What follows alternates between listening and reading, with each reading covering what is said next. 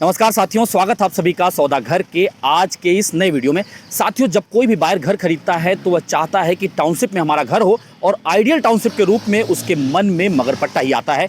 तो क्या ये संभव है कि हर टाउनशिप मगरपट्टा बन सकता है? इसे जानने के लिए आपको समझना होगा आखिर मगरपट्टा बना कैसे, इसके पीछे की सोच को समझना होगा और इसके पीछे के संघर्ष की कहानी को समझना होगा और इसके पीछे खड़े लीडरशिप को भी आपको समझना होगा।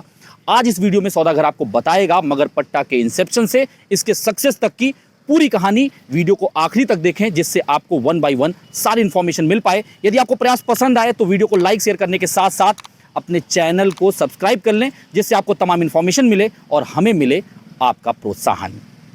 आइए साथियों, सबसे पहले इसके इंसेप्शन और बैकग्राउंड को समझ लेते हैं। आज जो मगरपट्टा सिटी हम देखते हैं, एक modern township, IT towers, clean roads और लश ग्रीन गार्डन्स, शायद ही कोई सोचे कि इसकी शुरुआत एक स्मॉल फार्मिंग विलेज से हुई थी, हड़पसर के एक कोने से। 1990s के अर्ली फेज की बात है।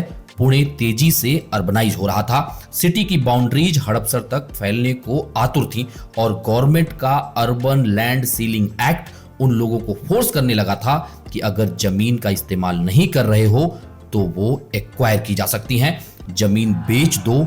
ये आवाजें हर तरफ से आ रही थी। वहीं दूसरी तरफ एक सोच पैदा हो रही थी एक अलग तरीके से अर्बनाइजेशन करने की।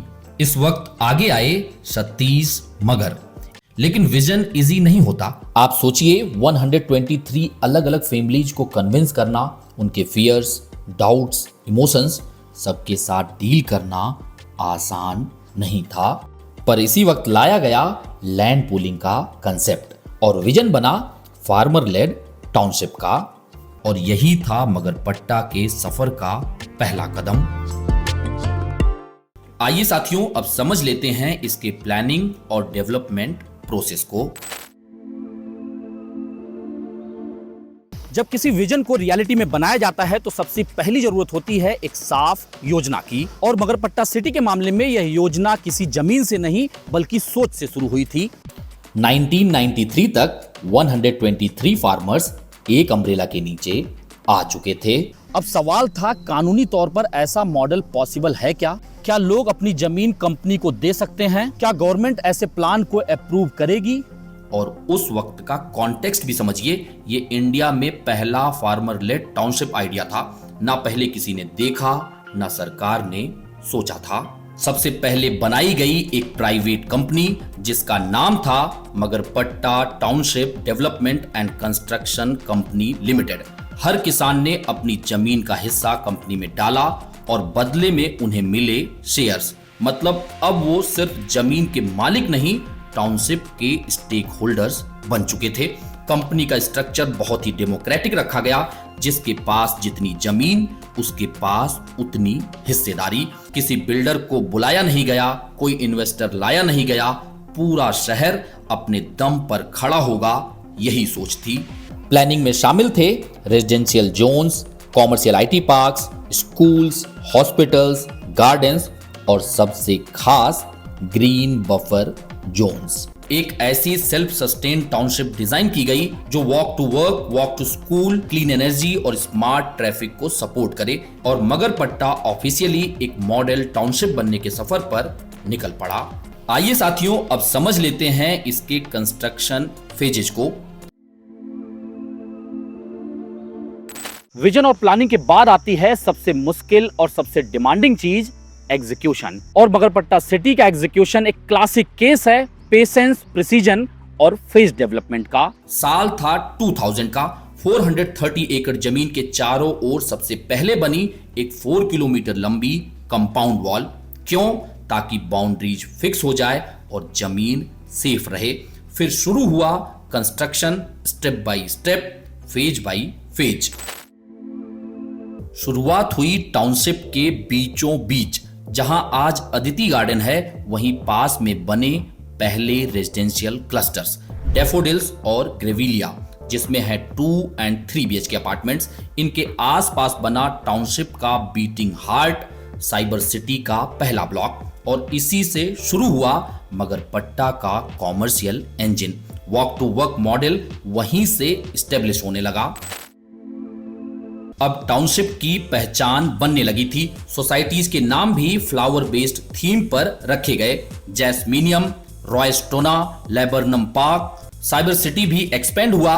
तभी बना सेंट्रल अट्रैक्शन अदिति गार्डन, 25 एकड़ का lush green park, jogging track, musical fountains और कम्युनिटी इवेंट्स का अड्डा। इसके साथ ही आए 2 स्कूल्स, एक हॉस्पिटल और इंटरनल रोड नेटवर्क।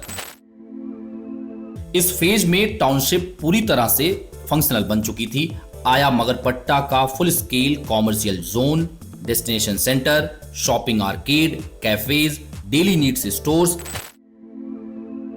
और फाइनल फेज में फोकस रहा रिफाइनमेंट पर। जो प्लॉट्स बच गए थे उन पे लास्ट सोसाइटीज बनी। कुछ न्यू टावर्स और कुछ इंटरनल अपग्रेड्स। टाउनशिप में 9,000 plus flats, 1 lakh plus working professionals, 40,000 plus permanent residents, 70 lakh plus square feet commercial space, internal security network, self managed waste plants and gardens. एक कंप्लीट टाउनशिप। आज मगरपट्टा एक living breathing ecosystem है। इस शहर का डिजाइन इतना well thought out है कि बाहर निकलने की जरूरत ही नहीं पड़ती। लेकिन इस जर्नी में सबसे इंस्पायरिंग बात थी, हर जगह पर ओरिजिनल शेयर होल्डर्स इन्वॉल्व रहे। They built not just a township but their own future. Magarpatta city की प्लानिंग में ये बात साफ थी कि बिल्डिंग्स के साथ साथ एक ऐसा इकोसिस्टम बनेगा जो अर्बनाइजेशन को सस्टेनेबली हैंडल करेगा। टाउनशिप का लगभग 30% हिस्सा सिर्फ हरियाली और खुले जोन के लिए रिजर्व रखा गया। रोड्स के किनारे और बाउंड्रीज पर बनाए गए ग्रीन बफर जोन्स टाउनशिप के अंदर एयर एंड नॉइज पोल्यूशन को कम रखते हैं। टाउनशिप के अंदर रेन वाटर हार्वेस्टिंग के लिए 430 एकर्स के कैंपस में 375 रिचार्ज वेल्स मौजूद हैं। बहुतायत मात्रा में बिल्डिंग्स के ऊपर सोलर पैनल्स लगे हुए हैं। मगरपट्टा में वेस्ट मैनेजमेंट पूरी तरह सेल्फ कंटेन्ड है। हर घर से सेग्रीगेटेड कचरा निकलता है, ऑर्गेनिक वेस्ट से बायोगैस जनरेट होती है और ड्राई वेस्ट रिसाइकल में जाता है।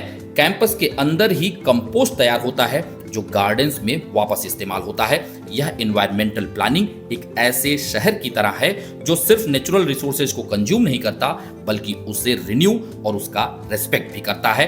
और शायद यही बातें मगरपट्टा को बाकी गेटेड कम्युनिटीज से अलग बनाती हैं। मगरपट्टा सिटी की प्लानिंग में एक खास बात थी, मेंटेनेंस को शुरू से ही मिनिमाइज करने की सोच। रेजिडेंशियल क्लस्टर को मॉडरेट डेंसिटी के साथ डिजाइन किया गया।